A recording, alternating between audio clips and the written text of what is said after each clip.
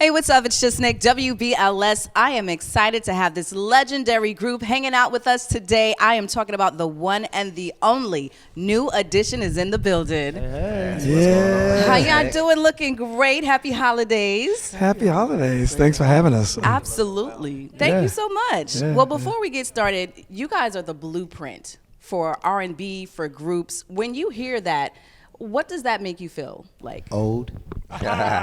Makes us feel like we stood the test of time. It makes us feel like finally some of the things that we used to talk about as kids and young adults about wanting to be in the tribe, you know.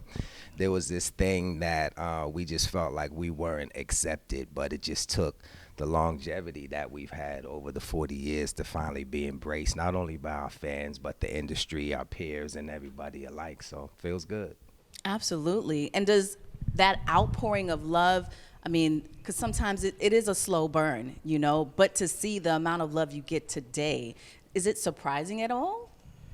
It is, so to speak. But I mean, for the most part, it's, you know, like what Ron was saying, it's like, you know, looking at the time and the hard work you put in, and you see how it takes such a long time to get our flowers. And I don't think we're looking at it as getting our flowers, but we have impacted the business in such a way that we've always felt like that we really honestly never gotten the just due. And I think when you look back now and think about how this slow burn has come, it has put us in a position to look back now and understand why we made it 43 years. If we'd gotten it all at one point at one time, who knows where we would be right now. Absolutely. Yeah. Everything in a season, right? Yeah. Well, you guys have influenced everything from R&B to pop to hip hop. What's the New Edition stamp that you see in artists today? Wow. Showmanship. I think we're cut from a cloth of performance. You know, we take that really seriously, and that's what I like seeing out there now, the performance side of artists, Usher, Chris Brown, you know, Mary J., you know, just really good performers. Absolutely. And as you mentioned, Usher and Mary J., there's so many artists who are influenced by you guys, especially R&B groups.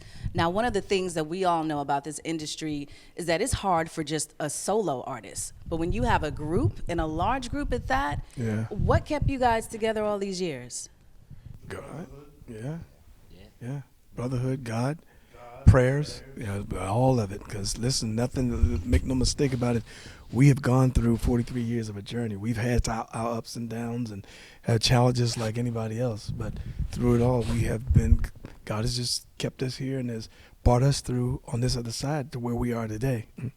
Yeah. There's a couple of groups, and I won't mention the name, but I'm really close to some of them, and a lot of them have broken up. And the Brotherhood is like a main factor that I feel like people forget about because money can change things, you know? So what word of advice would you give for the artists who have broken up and it's not too late for them to come back together? Look at us. If you understood our journey and could understand what we've gone through, we are the blueprint. We are an example of what it means to go through what we've gone through, and to see us still standing speaks volumes for all, and should set the bar for an example for so many of them. You know, you got different personalities, and you know, you got to understand that we have to learn how to first and foremost just respect each other. But that's a process to get to a point to learn how to do that. And a lot of these groups that are coming in here, everybody thinks especially the groups, they come in. And I don't know if we did this or if it's just a part of the whole MO now, but we came in as a group and then to go solo and become successful and then come back. But everybody comes in groups these days, and even some of the generation a little bit behind us, before us. No, the ones behind us. I'm sorry. They come in with this thing where everybody kind of has this goal about going in and being a solo artist, and solo's not for everybody. Right. It's not, and so you learn that at some point that you have to operate first and foremost and build a foundation. The foundation is the brotherhood. That's what I think, where it all starts. Yeah. And in piggybacking off of that, because it's rare that you find artists with large groups where everybody brings something to the table, everybody equally has the right amount of talent. And, you know, there's a lot of artists or groups now who one person wants to be that standout. Yeah. How did you guys balance that? I would say that everybody had a natural talent that we brought to the table when we came together. Like somebody was good at something that the others wasn't good at. And so all we had to do was be ourselves 100%. And Mike was naturally who he was when you saw him in the group. He didn't have to become that. Nowadays, you know, at some point, record companies and labels and management were patterning artists to have the different components that New Edition had in it. And we had those components naturally. And so as time went on, it was easy for everybody to just figure out their lane, work on their lane and get better at it. And that's what makes this work, because everybody's willing to put just what they bring to the table on the table, and we let everybody have that space. I don't want to do what Mike does necessarily, and he don't want to do what I do. You know, we give everybody their lane and their space, and that's what makes it work. Well said. And on the financial side, because you guys have been through a lot, the ups and downs, and now you're back touring, and all you are up on your money game. You know, you learned a few things. What would you say your advice is for groups that are forming now who just don't know anything about the business?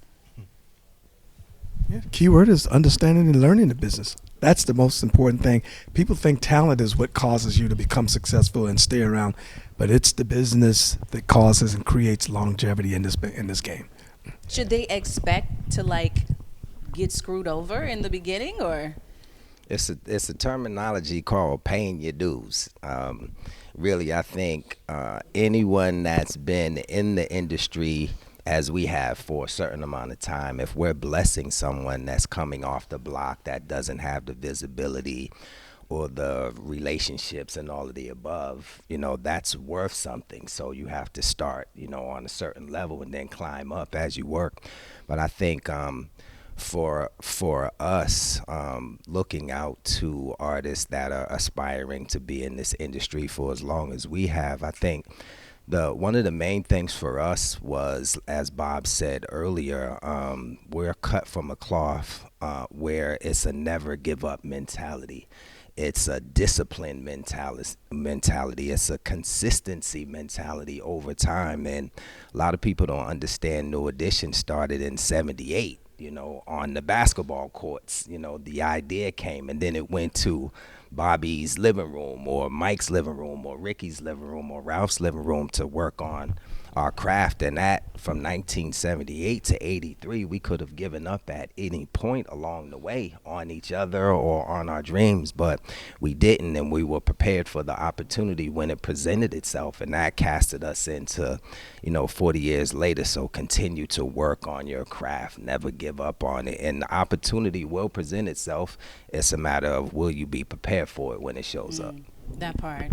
And speaking of basketball, who had the best game on the court? Mike, are you kidding me? That's his thing. Oh, there's a consensus with that. Okay, Yeah, okay. I that's love not- that. When you think about basketball and sports and entertainment in general, I think entertainers want to be sports figures want to be entertainers. And one of the things we were able to do because of Mike's passion for basketball is really merge the two. You know, we were the first group, I would say, to bring basketball to the game. Like we would go on promotional tours and play radio stations like WBLS and others across the country. And now you have the All-Star Celebrity Games and all of these fabulous things with the NBA and the NFL and the Major League Baseball. So, you know, Michael Bivens right there, you know what I'm saying? Take your credit, Our bud. true point guard. Our No, true point guard. you was rolling, and it just feels good to listen because everybody could answer the same question. But honestly, the history was started in this building. I don't know if you know, Nick, but our very first celebrity game was against the WBLS Short Shots. Wow. And they were grown men with knee pads and elbows. They was like Bob. They had all the equipment. Did y'all win? They were older, like Who in won? their 30s. No, we lost. Okay. We lost, but Shout out to the the Short thing is, that's how far it was between artists playing a celebrity game. We had to play the DJs, and then after that, because they were older and they were a basketball team, they were grown men, we changed it and started playing the recording artists. Yeah. Wow. That's how the celebrity really started. But it really started with the BLS Short Shots. And there was no L's because Yeah. we still got our records played. And we got all kind of other stuff. Exactly. Yeah. So it was Yeah. it was a It was win-win for fun. everybody. Mhm. Yeah. It was fun. Well, you know, basketball and being an artist in entertainment, there's similarities as far as the discipline that you have to have. And Bobby, you mentioned showmanship, which is, I mean, people want to get a bang for their buck nowadays. Folks want to be entertained. How often were you guys practicing? And I mean, was it on the scale of how Serena and Venus, you Yeah. know? Yeah, it was Mamba mentality. It was school's out, a little bit of homework, and we were on the dance floor or in the vocal booth or what have you, working on our craft. And it was at least a couple hours a day, 5 days a week, sometimes 7 days a week, you know, working on this. The repetition is what got us to the point where we're at now, where, you know, it's a master class, you know, in R&B and pop music. As far as what we're doing now, but you know that takes work ethic, you know, discipline, determination. It takes that, you know, never quit mentality. And honestly, I think when you really like look at it, our contribution coming from our projects, like we put the pop locking and all of that with the Temptation steps. Like our videos, you got Ralph and Bob, Rick, you know, Ron, them guys really could pop lock. They was getting busy, like the kids from the Bronx. And then I think with Mari Starr, you know, making Candy Girl, he made sure he carved it out a rap part in the song to make sure we was right there with you know, African Bambaataa and all of them. So for us as an R&B group, their natural talent, hip hop dancing in the streets, is I think what made New Edition really, really a different type of R&B group, which kind of led to us being invited into Crush Groove because we had that thing. And when we landed here in New York City, I think it just heightened our whole thing.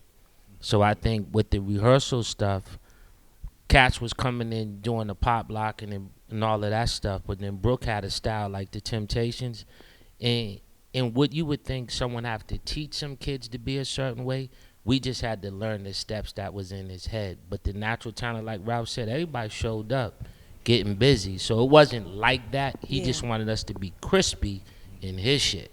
That was the most important part. Absolutely. And I think just putting in that work, because, you know, with the younger generation, a lot of them want it fast. It's a microwave society, right?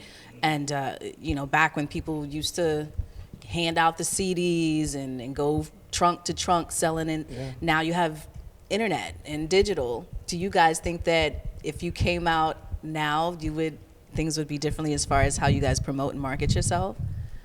Like, could you see yourself on TikTok and... Well, I go. I mean, to keep it funky with you, we was on an independent label, Nick. Yeah. We didn't have a major label. Candy Girl was on a small label here in New York City called Streetwise, and they did the damn thing. And, you know, it was being worked here at BLS. It was being worked out around the country. But we were kind of like on the internet move back then because we didn't have all of the stuff that other artists had at the bigger record labels. And because of that, I think that position makes you more powerful and strong and keep your ear to the street.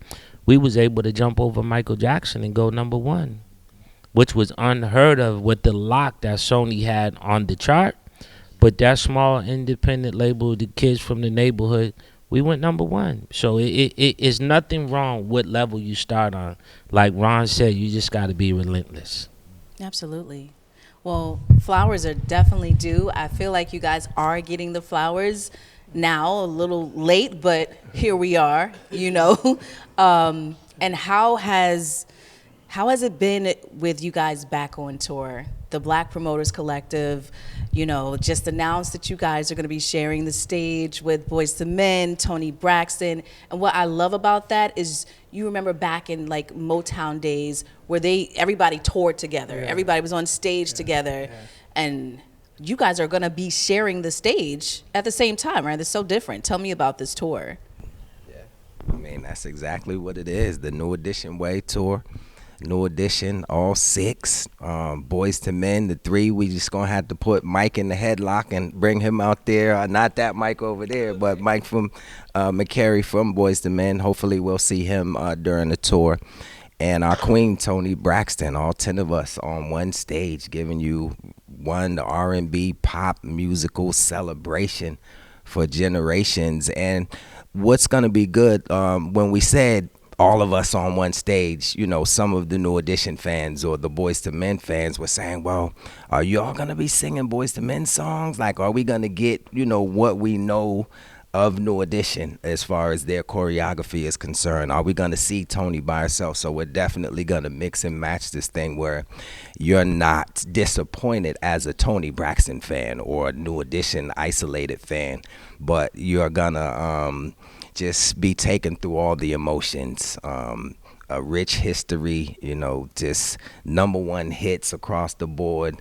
We're going to give you all of them and then some. And it's not going to be a short show, so you got to get there on time. If the joint starts at 7:30, if you're not in your seats by probably about 7:50, you might miss the beginning of the show. Yeah. Oh, I love that. Because, yeah, a lot of times when you have so many acts, there's like a condensed melody version you guys make, and you know, just when we get into the song, y'all going into the next one, you know, and you guys have a lot of hits. It's a good problem to have, but just our first day of rehearsals, going over all of the catalog, we're already 4 hours in, and we're going, ooh, it's 4 hours.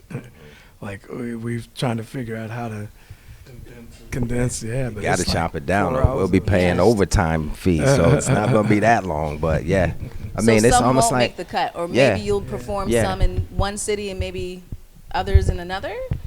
Probably not that, but but you know, when you think about artists like a Bruce Springsteen or Yeah. Prince, you know, that are known for 3 hours, 3.5 hours. You know, for us, typically, you know, we're doing 90 minutes, you know, a little bit more than that as far as our New Edition shows. But when you have the catalog of those 3 acts, it has to be just about 3 hours, give or take. So we're excited about the challenge of figuring out what we're going to do and what we're not going to do. Right. Well, will there be any My Prerogative, Bobby Oh, there'll be a lot of that. and Roni? Listen, I would be mad as hell if he didn't do my prerogative. And I'm in the group, right? Right. Yeah. So when it comes to these hits, well, obviously, a lot of people's favorites is "Can You Stand the Rain." How did you guys choose who would take lead in certain songs?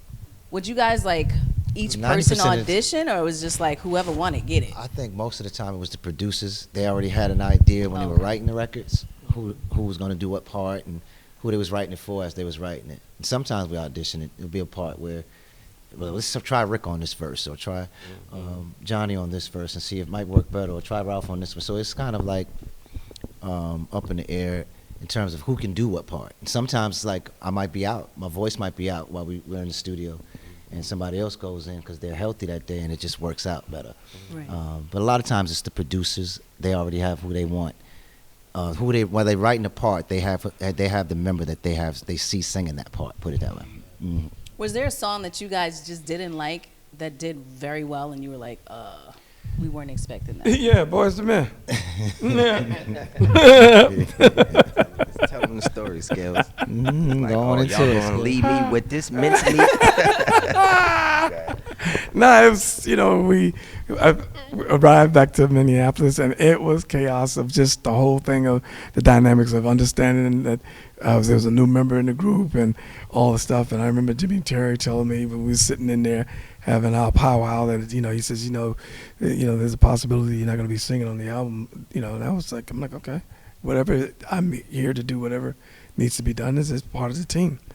And so we started recording, and songs like "Can You Stand the Rain" and other stuff like "You're Not My Kind of Girl." I'm getting parts, and so I'm like, okay, now then they gave me this song, "Boyz II Men," the track, and I'm listening, and I'm going, this is some bullshit. I go, this is some political bull, and I go, oh, okay, I see what they're trying to do, huh? I said, just for that, I'm all F this song up. And I swear to you, I went in with the attitude. I was singing that with attitude, angry, and was like, this is bull.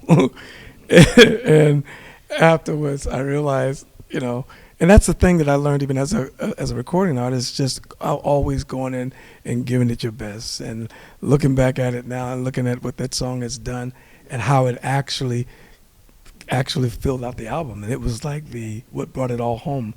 And now, then I figured it out. I was like, well, maybe it ain't that bad after all. Yeah. That's how Jimmy and them motivated you to sing that song the way you did. Yeah, they poked me. Well, you guys have been very busy. I mean, you guys were just performing at the Christmas tree lighting out here in New York City, shutting it down as always. Yeah, that was fun. And then you guys were at Tyler Perry's holiday party, which I heard was amazing. It was over Like the top. a big production. Yeah. How was that? It was a winter wonderland. That's exactly what it was. Like a It's scene out of the a light movie. show alone probably cost $1 million. Yeah. Yeah. It was amazing. We didn't go to perform. We went to just support hang my out, brother, yeah. and with Fantasia and Tank and Usher and Andre Tevin. Day Wow. and Tevin Tevin, and all yeah, it these was other like a bunch of acts, individuals. yeah. They're like, look, they were pulling on our heartstrings. Yeah, it's like come up, say hi, come on up, and we was just like, okay. So it was, but it was fun, and it was the energy. It was just when you get that many people in the room, and the energy is just warm and beautiful. When you got all these people in the room, it's priceless because we don't get it that often. Yeah. So it's but that's the way most of his events are. People come together, and it's just this beautiful energy. I love it for us. Yeah, I love yeah, every time of we can course. all come together. Yeah. So, can we expect any music from you guys anytime? I mean, it would have been nice to have a Christmas album from y'all. Working How on- about a working on new those, a new album? Records right now. Yeah. Trying to find Really? the right one. I think we got one Ron likes a lot that Ricky wrote recently. Yeah. Yeah. You see, we quiet about it. Yes. Okay. Yes, definitely. Absolutely. Yeah. Awesome. And actually, currently, right now, I do have new music out. That's current right. Music out. So, One Night was this a single. So, we're just pulling and keeping the train moving. That's right. Yeah. Absolutely. Yeah. Well, congratulations on all your success. Thank you. Thank you. If there is one accolade or recognition that you guys collectively feel like is due to you, what would that be? Rock and Roll Hall of Fame. Agreed. That's the last one. Grammy. Woo! Yeah. Well, there's a lot of people talking about the Grammys now and the voting process Yeah. and how you're considered. Yeah. And it is crazy that you guys have never won one. Yeah. We were nominated the year that Gladys Knight and Pips put out Love Overboard. I want to say with If It Isn't Love. Right. And it's one of those things where sometimes, you got to pay your dues, right? We're the young boys on the block, Gladys and the Pips, they have the tenure, and there's an opportunity for them to be showered or, have their flowers versus these young whippersnappers. It felt good to lose to icons in that way, but we're still reaching for that Grammy at some point. Man, I take the Public Enemy approach to them Grammys. Flavor Flav said it best. Go do your research. I can't repeat it right That part. Oh, I'm mad like Little Richard. They ain't never gave me nothing. Shut up. Well, hopefully that changes in the future because it's definitely a little late, much Yeah. deserved. What a blessing. Listen, 43 years. Yeah. No, we're not complaining. What a blessing. When you put everything in perspective, as I've said it 1,000,001 times, all the trophies that you could put on this shelf, they collect dust. And the truth of the matter for all of us, all that does and being acknowledged for your work is what this is about for us. It's not about our ego. It's not about trying to prove anything to anyone. When you just work hard, you want to know that your work don't go unnoticed. And that's what it's really about for us. But most importantly, it has been proven that our work has not gone unnoticed when you look 43 years later and see where we are and what we're still able to do today. So it's a blessing. That Yes. Truly a blessing. That part right there, Skill. When you see them buildings still selling out and Yeah. people coming out there to pay homage and see us do what we do, our families are still eating, our kids are eating well. Yeah, it's a blessing. It takes away needing an award for it. You know what I'm saying? Yeah. Somebody to give you a stamp of approval, opposed to my stamp of approval is every time I see my kids. Like my kids is in college doing really good. When I see that, we're successful, man. You know, Yeah. it don't matter what the world says at that point. Absolutely, because I mean, we're all, like you said, giving your stamp of approval. Yeah. When Yeah. we show up, we're singing your songs Yeah. word for Yeah. word, Yeah. louder than you guys are singing That's on all the that matters, microphones. Yeah. right? That's all that matters. So- And that's more impactful than any award that's going to sit on your shelf at home can do. Mhm. I've That looked at so part. many people that have gotten awards that are no longer here and can't do the things that we've been able to achieve, having to achieve some of the things that we've achieved. So it's a blessing. It's a Yeah. blessing. Yeah. Legacy, Yeah. legends. Thank you. Thank you for everything you've contributed to the culture.